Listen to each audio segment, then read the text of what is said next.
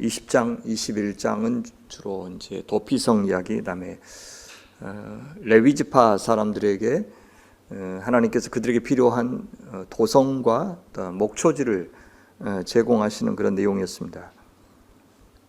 요셉 지파, 에브라임 지파, 므낫세 지파 두 지파를 얻고 그 대신에 이제 레위 지파는 땅을 분배받지 못했지만 이스라엘 곳곳에 그들이 살 도성과 목초지는 제공해 주었습니다.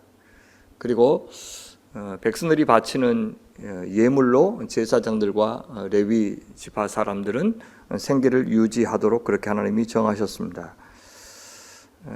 오늘 저희들의 관심은 그 레위 지파라고 하는 이 지파를 하나님께서 왜 따로 구별하여 두셨는가라고 하는 것, 그리고 그 레위 지파가 오늘날에는 누구에 해당하는가라고 하는 것을 좀 생각해 봤으면 좋겠습니다.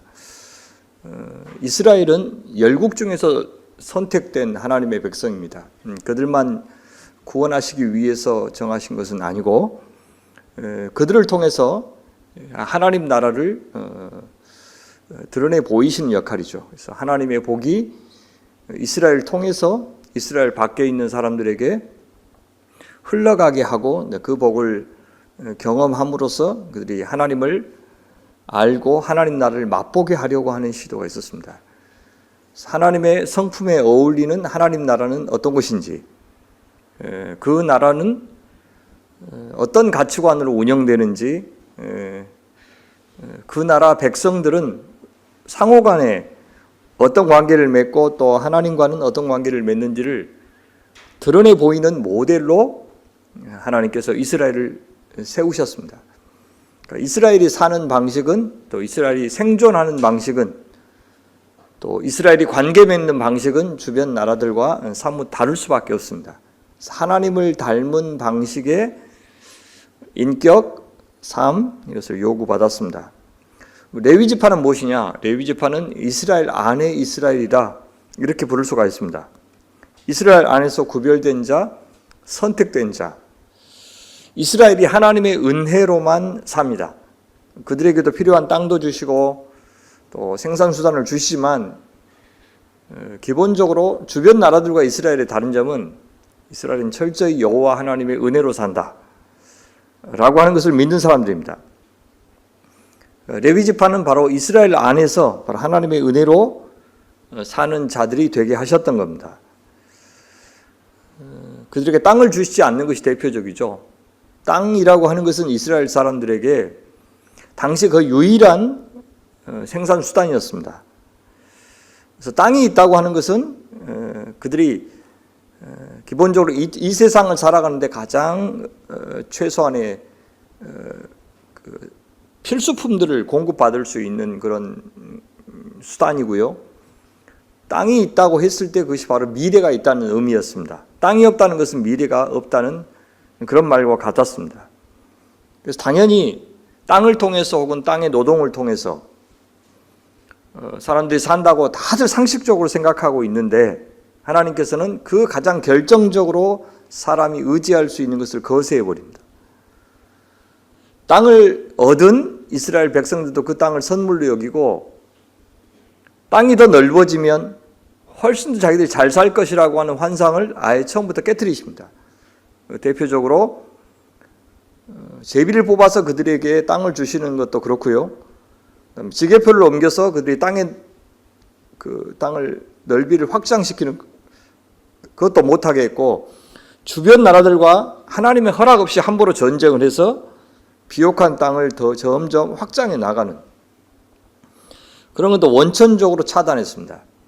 그건 나중에 이스라엘이 이제 왕국을 건설해서도 마찬가지입니다. 왕들도 사병을 거느릴 수가 없었고, 그다음에 애굽에서 말들을 사오거나 해서 하나님이 그 나라를 건사해 주신다는 믿음이 없이 자기들이 강력한 무기를 갖고 있으면 훨씬 더 강한 나라가 될 수 있다고 하는 생각 아예 하지 못하겠습니다. 조금이라도 더 많이 그들이 일하면 훨씬 더 잘 살 수 있을 것이라고 생각하죠. 그래서 잉여 자원이 많으면 잘 살 수 있을 것이라고 생각하는 게 주변 나라의 생각이었는데 하나님께서는 그런 생각도 못하게 하셨어요. 일주일 중에 하루는 무조건 쉬게 하셨어요. 그다음에 1년에 모든 휴일들을 합치면은 한 달이 훨씬 넘습니다. 여러 절기들을 두셔서 또 쉬게 하시고요. 그것도 모자라서 7년째는 안식년으로 쉬게 하시고 50년이 되면 신년으로 쉬게 하시고 그러면 49년이 안식년이니까 신년까지 하면 2년 연속을 쉬어야 되죠.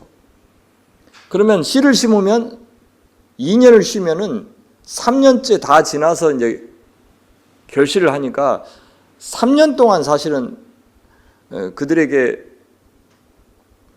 곡식을 추수하지 못합니다. 그러고도 살 수 있다고 믿게 하셔요. 너희들이 3년간 결실을 못 봐도 얼마든지 먹고 살 수 있다는 믿음을 가져라. 너희들의 잉여 자원이 결코 너희들을 살게 하는 것이 아니다. 그래서 그걸 광야에서 철저하게 훈련을 시키시고 우리 40년 동안이나 그것을 확인시키시죠. 그래서 광야 생활에서 가장 중요한 메시지가 뭐냐면 사람이 떡으로만 살 것이 아니요 하나님의 입에서 나오는 모든 말씀으로 산다.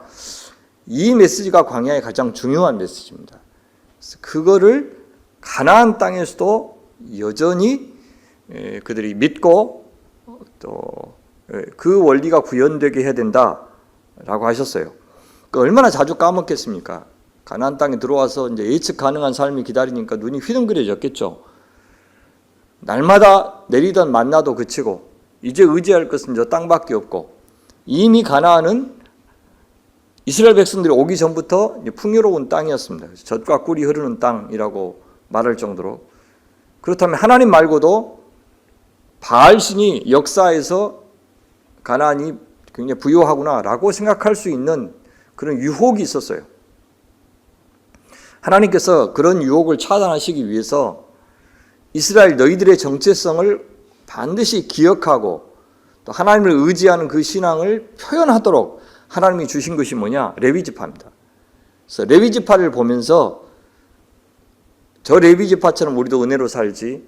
그래서 우리 것을 내어서 저 레위지파를 먹여 살리는 것이 하나님이 우리를 먹여 살리는 방식과 똑같다. 라고 하는 것을 늘 확인하도록 실물 교조를 주신 것이 바로 레위지파였습니다. 그래서 이스라엘은 바로 레위지파를 통해서 자기의 정체성을 확립하게 하신 거죠. 땅이 선물이라는 사실, 절대 땅은 탐욕의 대상이 되면 안 된다는 사실. 그래서 레위지파를 봉양함으로써 은혜의 원리를 확인시키고 그다음에 각 지파에 흩어진 이 레위지파가 했던 일이 뭐냐? 당연히 하나님 앞에 제사 드리는 것, 감사의 제사죠. 속죄의 제사죠. 그리고 동시에 하나님의 말씀인 토라를 가르치는 역할도 레위지파가 했습니다. 그래서 제사를 통해서 예배를 통해서 혹은 말씀을 통해서 자기의 정체성을 늘 확인받도록 그렇게 했습니다. 그래서 은혜로 받은 땅 안에서 레위지파에게 성읍을 그다음 목초지를 공급했던 겁니다. 두 번째가 이제 도피성인데요. 사진에서 보듯이 요단강을 기준으로 해서 동편 땅의 3곳, 서편 땅의 3곳에 도피성을 뒀습니다. 그래서 미필적 고의라고 그러죠. 고의가 아닌데 미필적으로 살인을 범한 경우에 저 안에 들어가서 제사장이 죽을 때까지 머물러 있었습니다. 그러면 아무도 그 사람을 이제 죽일 수가 없게 했죠. 소위 고엘, 보복자, 구원자라는 뜻이죠. 그래서 죽은 사람의 친척이 보복을 할 수가 있는 권한이 있는데 이에는 이, 눈에는 눈이라는 원리를 갖고, 근데 고의로 죽이지 않는 경우에 그렇게 도피성에 피한 사람은 죽일 수 없게 그렇게 했습니다. 저 도피성을 제공하는 것도 이스라엘이 하나님의 은혜의 원리를 잘 기억하는 그런 방도 가운데 하나였습니다. 그래서 레위 땅 이제 분배한 것을 이제 다 마친 후에 마무리되는 그런 메시지를 오늘 저희에게 주고 있습니다. 레위 땅 이 분배 기사가 우리에게 보여주는 의미가 뭐냐? 그것은 가나안 땅에서 이스라엘 백성들이 여호수아 당시 이스라엘이 그랬던 것처럼 모세 율법에 철저히 순종하며 살아야 한다는 것을 후세대에게 남겨주기 위해서 이 기사를 기록을 했고요.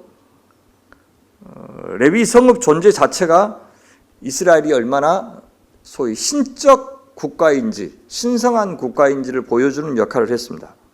이스라엘은 거룩한 나라다. 이스라엘은 거룩한 공동체를 만들어야 된다.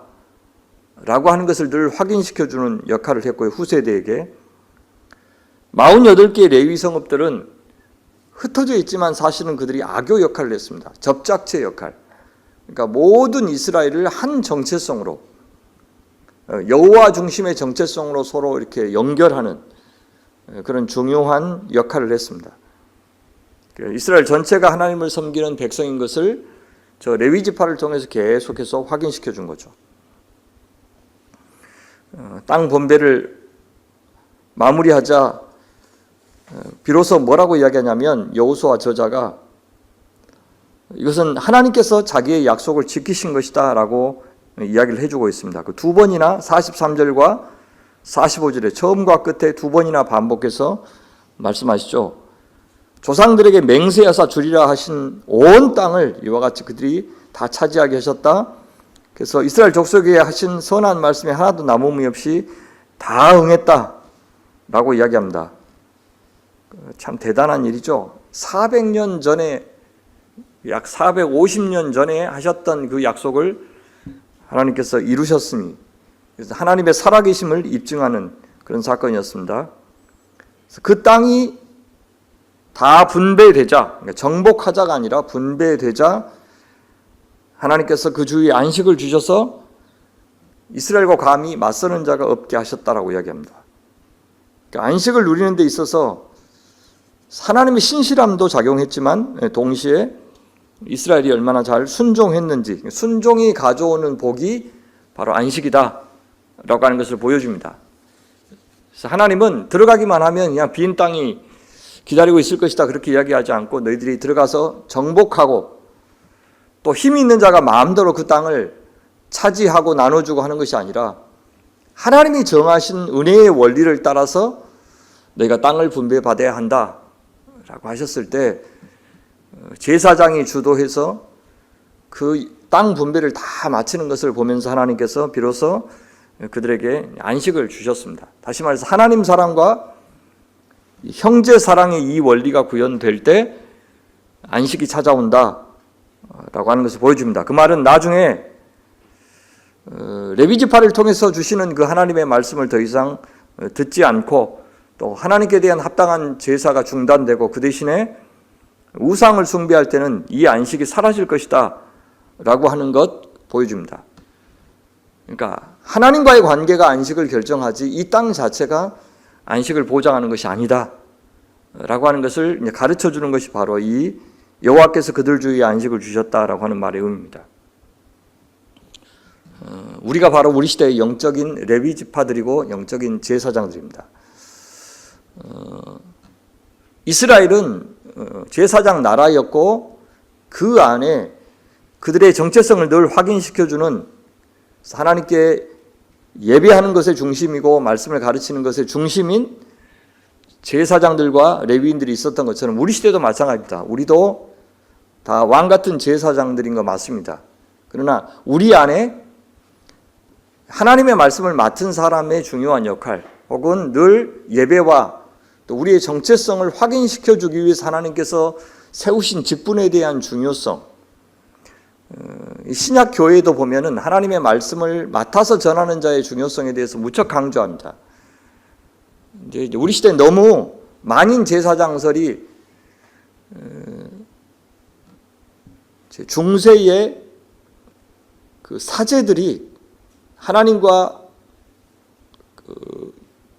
소위 성도의 중간에서 거의 중보자의 역할을 했습니다.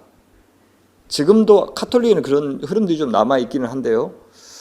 그러니까 이게 예수님만이 하실 수 있는 역할인데 마치 인간이 영매가 중간에 낀 것처럼 그 지나치게 목회자의 역할이 중시되는 그런 시대가 있었고 그 시대에 대한 반발로 모두가 평등하다라고 하는 것을 강조하는 만인 제사장설이 주장된 것은 맞습니다. 그러나 그것이 또 중요한 것을 놓쳤는데 바로 제사장 나라 안에 제사장의 존재의 중요성 그것에 대해서는 너무 가볍게 다루지 않았는가 하는 생각이 들어요.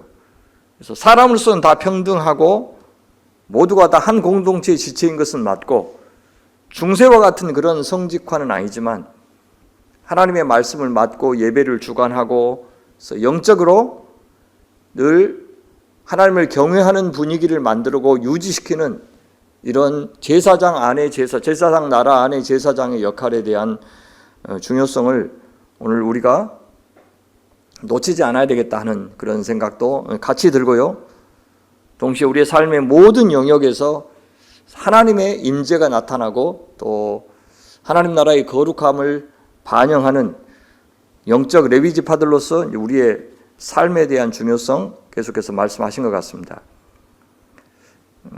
특히 아직도 계엄의 여파가 여전하고 그 계엄을 지지하고 있고 계엄이 성공했어야 한다고 주장하는 사람들이 있고요.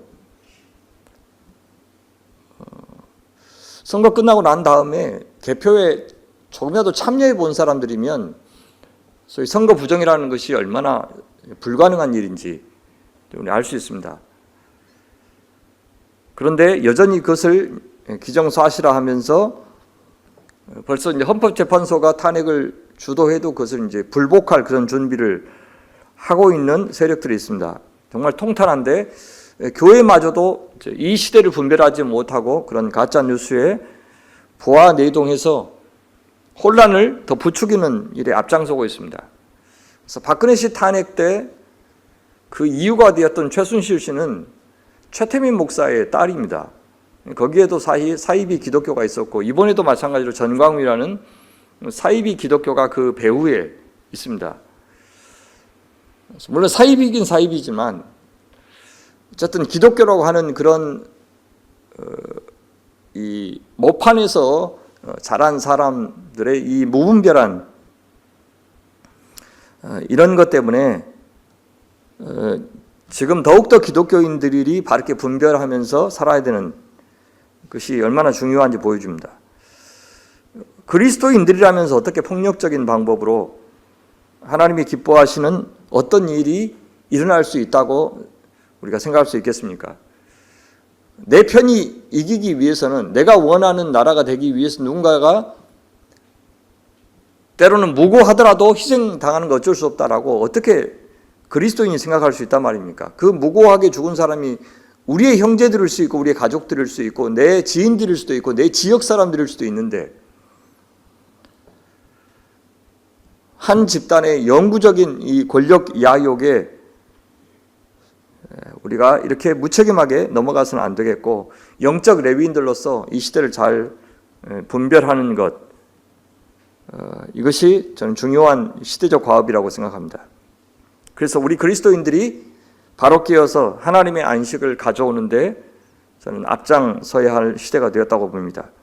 그래서 거짓 선전선동에 현혹되어서는 안 되고 이 시대에 하나님의 의의 말씀을 바로 전하고 또 그 의의 말씀으로 바로 분별하는 영적 레위인들이 되도록 저희 교회라도 바로 깨어서 그렇게 되는 그런 하루 요즘이 되었으면 좋겠습니다. 살아계신 주님, 역사를 관통하여 줄곧 당신 백성들과 함께 하셨던 주님, 기업과 약속하신 대로 땅을 주신 우리 주님, 그리고 그 후로 지금까지도 하나님 나라 역사를 한 번도 쉬지 않고 졸지 않고 신실하게 이어오신 주님, 오늘 우리는 그 역사를 이어받아서 오늘 여기에서 선민으로서 또 영적인 제사장으로서 영적인 레위인들로서 하나님 나라를 충실히 살게 도와주시옵소서. 살아계신 하나님의 통치를 증명하고 보여주며 살게 하여 주시옵소서. 순종으로 당신의 약속에 참여한 이스라엘 백성들에게 안식을 주셨듯이 오늘 또 하나님의 자녀의 정체성을 잘 지키면서 이 땅에서 거룩하게 살아가는 하나님의 백성들의 삶에 또 그들의 주위에 하나님께서 안식을 허락하여 주시옵소서. 이 흑암의 세상에서 빛으로 드러나는 성도들과 교회로 꼭 살아가게 도와주시옵소서. 내일의 예배를 준비하는 말씀의 종들과 선생님들에게 기름 부어 주시옵소서. 성령의 충만함을 허락하셔서 성도들 하나님 앞에 세우는 귀한 시간 되게 하여 주옵소서. 하늘의 은총을 입는 은혜의 제단 삼아 주시옵소서.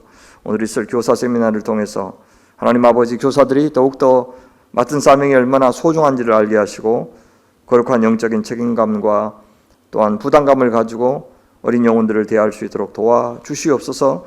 김유복 목사님 멀리 대구에서 오고 가실 것인데 동행하여 주시고 그 마음 그 입술 주장하시고 그 종을 귀하게 사용하여 주시옵소서.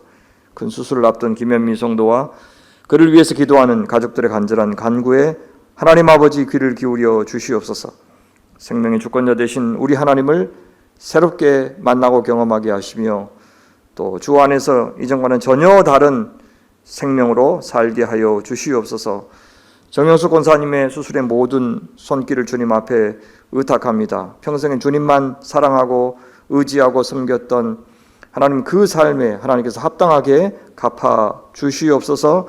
김보영 권사님, 안효수 권사님, 이영래 권사님, 또 김문수 권사님, 김선배 장로님 그 치료와 회복의 모든 과정마다 주님 개입하여 주시옵소서. 간섭하여 주시옵소서.